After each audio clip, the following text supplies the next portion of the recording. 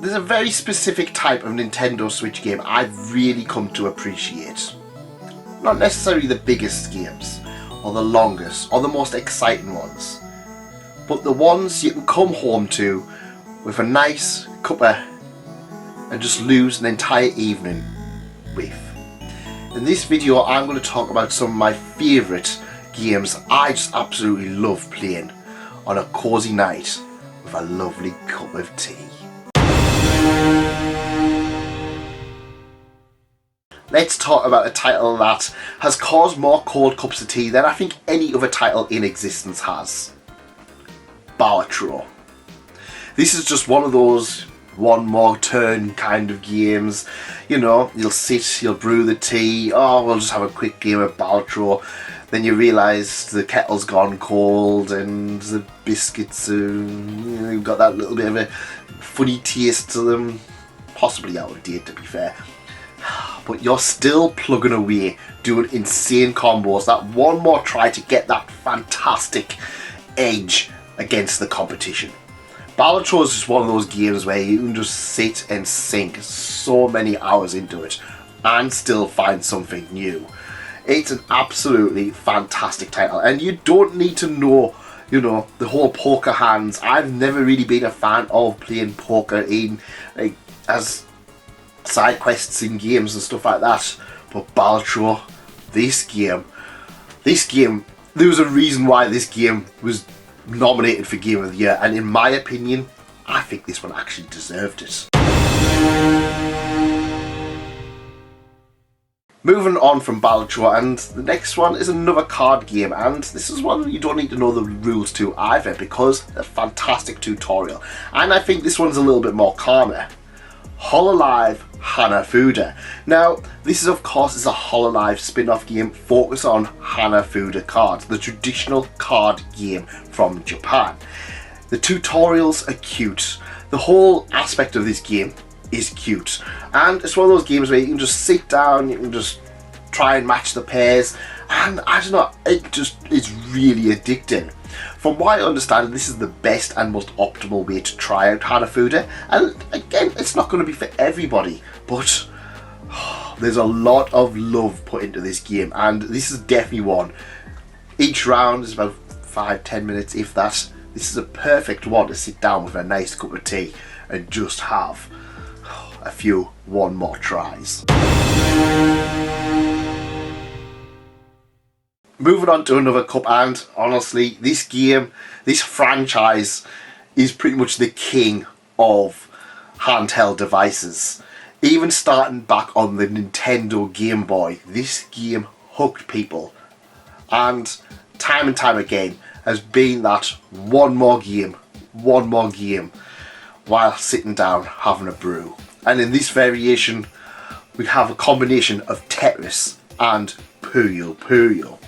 So this is a puzzle game in which you can play either Puyo Puyo or you can play Tetris. I'm not going to explain Tetris to you, you know, drop the blocks, do whatever. There's also Tetris 99 as well, which actually is on the Switch and I think is free to everybody who has the Switch online.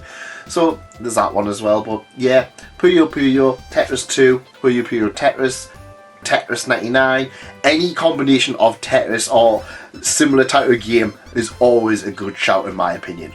Let's give us Puzzle League as well.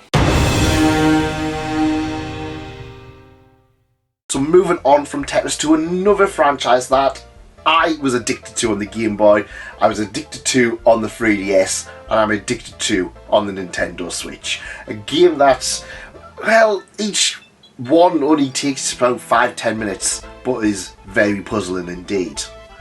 Now, Picross is basically, you have a grid, you have numbers on the grid, and you've got to chip away at this grid using logic to work out whether or not this is something that's going to form part of the picture, or if it's going to be something that's going to ruin your streak.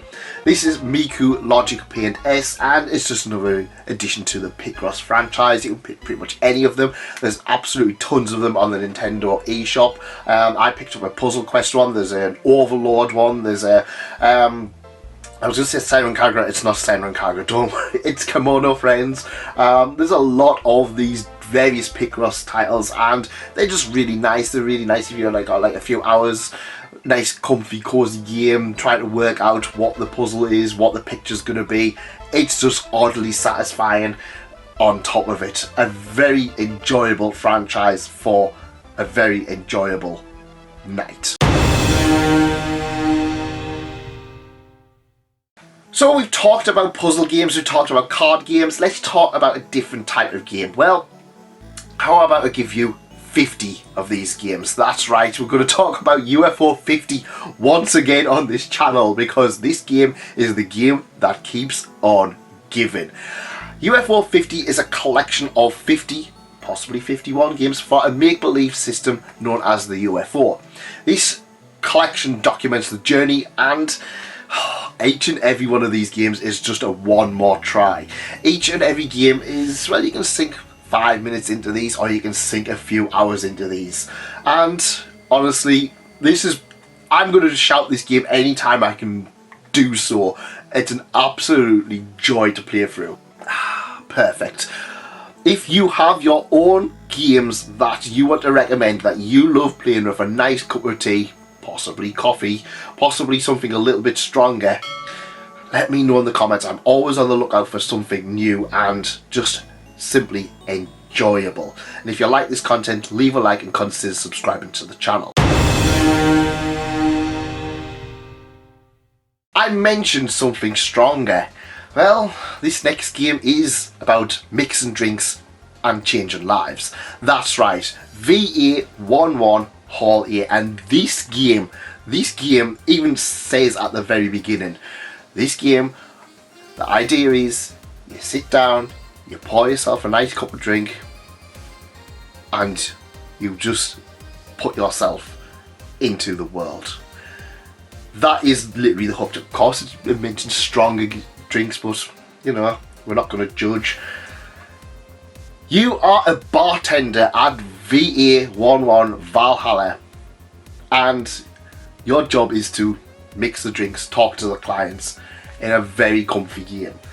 Cyberpunk, so you have a lot of anime references, you have like Akira, you have Gundam references, there's dogs aplenty, you're going to mix drinks, talk to the clients, and just unravel some of the interesting aspects to this world. You'll get in deep with the people who frequent the bar, and you've got the option, give them that little bit of extra alcohol, loosen the lips a little bit, while also managing your own personal life. It's an absolutely beautiful game. There's about 10-12 hours of it. It is very much a visual novel with a bartending aspect to it, but it is definitely one that I'd spend a good night on. This is one of those ones, really nice, you know, a nice cup of tea, maybe something a little bit stronger. This game, absolute banger soundtrack, a perfect choice. But if you want something a little bit softer than Cyberpunk, there is also Coffee Talk. Personally, I didn't enjoy that one as much, but it still is a very good, similar type of game with more coffee-based stuff and more furrier people.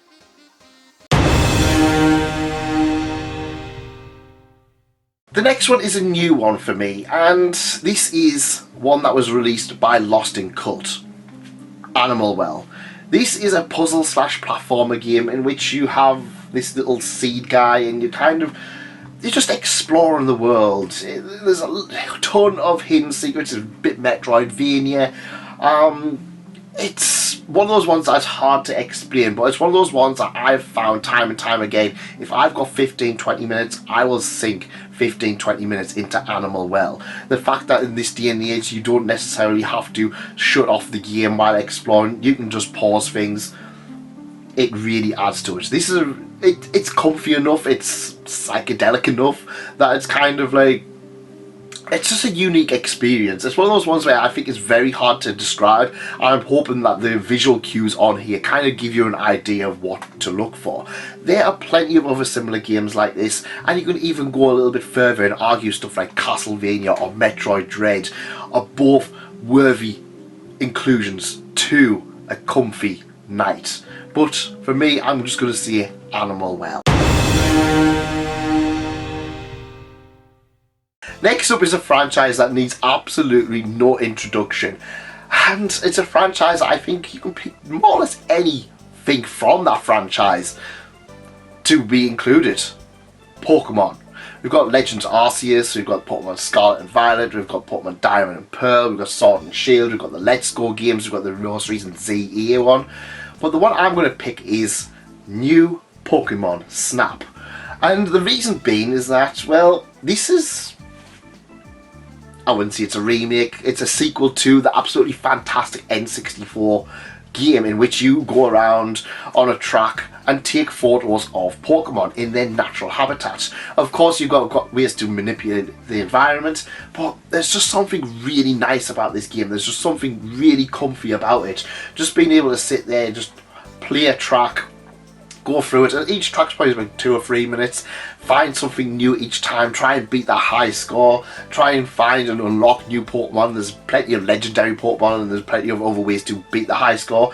I believe this even got some free DLC which included some of the older tracks as well.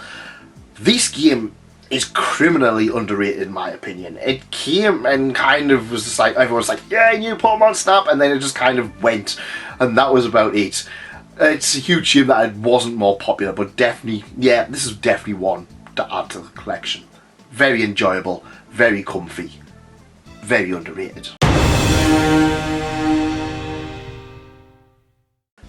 Another title that is absolute comfy cozy and I think deserves more mention is A Little to the Left. So this is kind of like a logic kind of sorting game in which you kind of put things in the right places and move things around to make things just look aesthetically nice.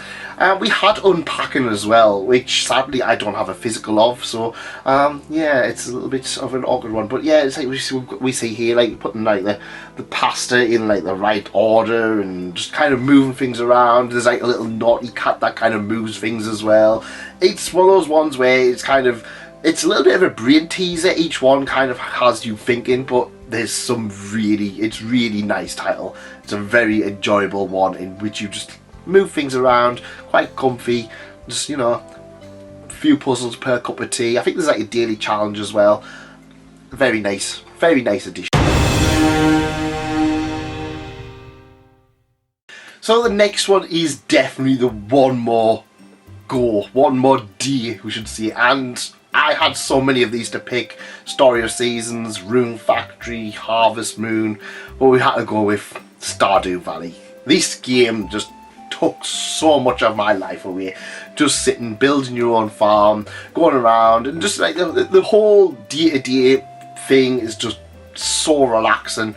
Obviously, build your farm up, tend to the animals, grow the crops, meet the neighbours, get a wife, mine in the mines. It's just very simple. It builds upon the classic Harvest Moon formula.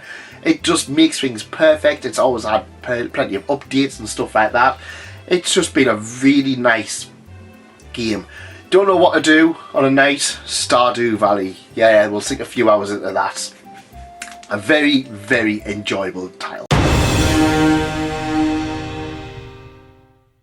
So as we come to the end, there was always a game that kind of I had in the back of my mind when I was making this video.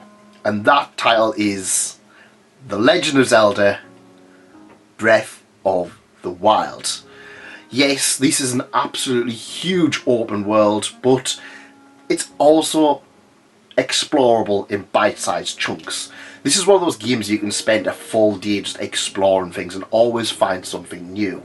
But you can always spend 30 minutes, 40 minutes just doing a little shrine here or there, maybe do a dungeon or something like that. It's just one of those games, it's big enough to lose yourself into for a long period of time, but it's also one of those games you can pick up and just sink the odd few minutes here and there. You might not get much in a few minutes, but you know what I mean, like the odd half hour you'll get to be explore something, do something different. Of course, we've got Tears of the Kingdom as well, and this is just what made this Nintendo Switch work. I think it's still one of the most perfect examples of a hybrid console, and still one of the greatest games of all time.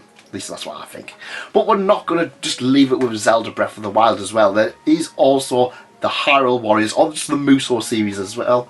Each of these missions, 10, 15, some of the missions are a little bit longer.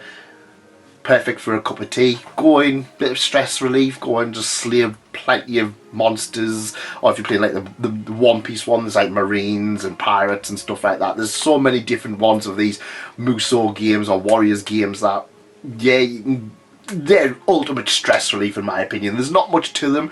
They're kind of just like, play this overpowered character, go around, defeat all of these guys, defeat a few bosses. It does get trickier on the later stages and some of the optional stuff, especially in some of these games, but yeah, these games are just so much fun. So yeah, these are some of my choices. There's plenty more out there, and you guys let me know in the comments, what games do you love just curling up on the sofa with a nice cup of tea with?